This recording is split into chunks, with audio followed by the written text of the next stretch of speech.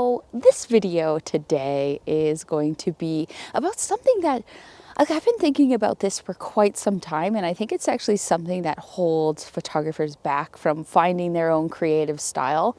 So, okay, let me back up a little bit to really give context of what my idea of this video is going to be about. So I was trying to go to, you all know, the famous Moraine Lake and Lake Louise. Moraine Lake is officially closed for the season. I didn't know that, so I kind of messed that up last night when I tried to go shoot. But I wanted to kind of show you guys, especially people who don't live in this country, what it's like now. Because the other day, for the NFT space, I've had to start thinking about like some pieces that I need to create, some images that I need to create, and I've been thinking about location. So I live in the Canadian Rockies, so of course I have, just endless options for locations to shoot.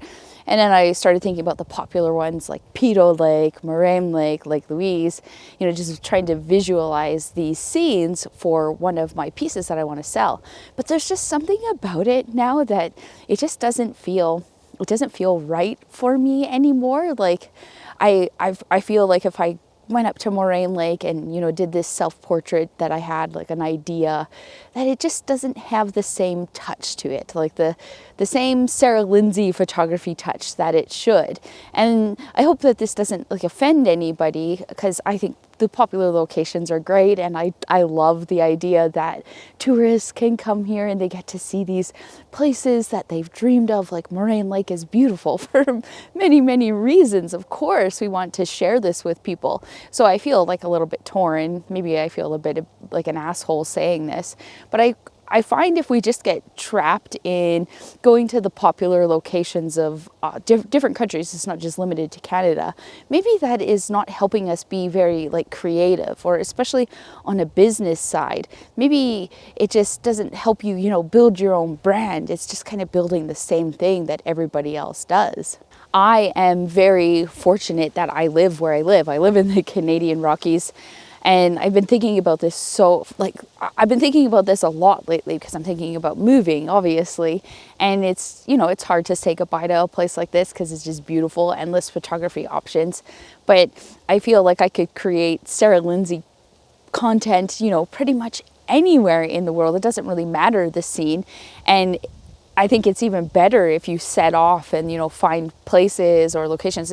I'm also speaking to people who photograph outside, but I feel like it just adds this extra element of value to your work when you do set out and find places that people don't photograph. I also think that it helps you develop your own style. And then we're not all just the same people on Instagram showing the exact same photos. And don't get me wrong, I have many shots from all of these popular locations, and they have been an important part in my landscape photography journey, because the plus side of these popular locations is that it adds that social proof to your work, I guess. I hope that's the right word to use, like a social proof. We all know that a photo of Moraine Lake will do really well on social media, so it will kind of help give you that much needed boost. But at what cost? Is it at the cost of your own style? So it's definitely something to think about, and it's something for myself moving forward. I'm like, where do I want to create these days? So anyways, let me show you the lake that came out to this morning. I am actually going to shy away from photographing what would say be the grand scene of this place. I'm mainly going to focus on trying to pick out compositions that nobody else would. It's not a popular location that, landscape photographers flood to this location, but it is the little community lake that is in Canmore. So I'm at Quarry Lake this morning. Always has beautiful reflections in the morning, except for right now, of course, the wind has picked up, so it's going to do this to me. But anyways, as I was walking up to this section to film, and of course you can see I'm waiting for sunrise to happen, but there's this beautiful glow that is going on right now. I've actually picked out a shot in the water. It's of a reflection, because there's this area on this path that I always look at. I'm always drawn to it. It's really, really cool. It's got all these really gnarly tree roots, and the ground is covered in a layer of leaves. So I'm going to try and make something different work here this morning. Take it on.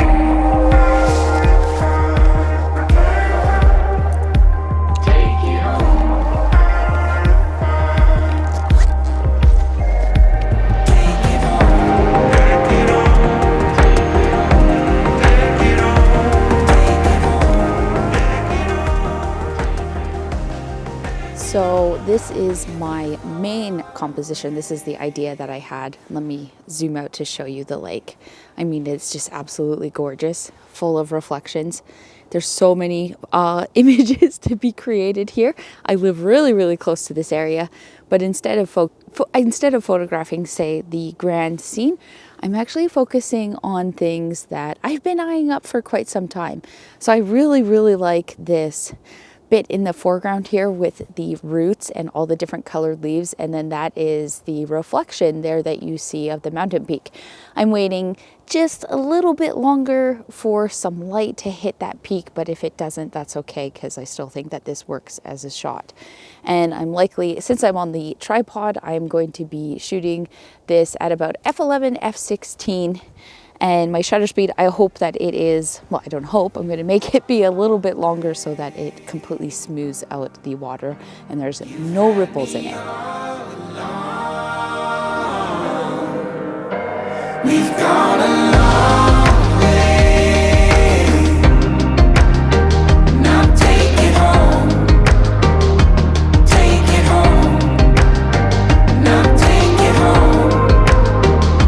Take it home. That's what I've been trying to say in this video is at least I know for myself that, like, if I have the option and I don't know, someone was maybe going to pay me to go up to Moraine Lake to create, say, a yellow dress image, I would probably rethink it, because I don't know. It's not me anymore. I don't feel any value out of photographing there. Beautiful location, always fun to play around with. But I think I've just kind of outgrown those locations for now, and I'm more excited now than I ever have been before to, like, get out and explore and, you know, try and find locations that just work for me. Not once. It's not like I'm trying to go out and be like, haha, I found all these new locations and no one can photograph here or anything like that. Not at all. It's just really finding things that, you know, fit with my brand and also make me stand out that isn't a popular location such as Moraine Lake.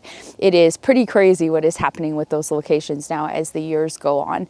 And I think moving forward, what are we going to see? You know, like a shuttle only system, even just to be able to get up there. The parking is full by 3:30 a.m. in the summertime, apparently. I didn't go there, not even once during the summer. It's just wild to me how they've become this way, but rightly so. It's a beautiful location, so of course it is super popular. Anyways, so last week I did have some good success with my last video. Thank you so much, everyone who watched it, and we welcomed a lot more subscribers, which is really, really exciting.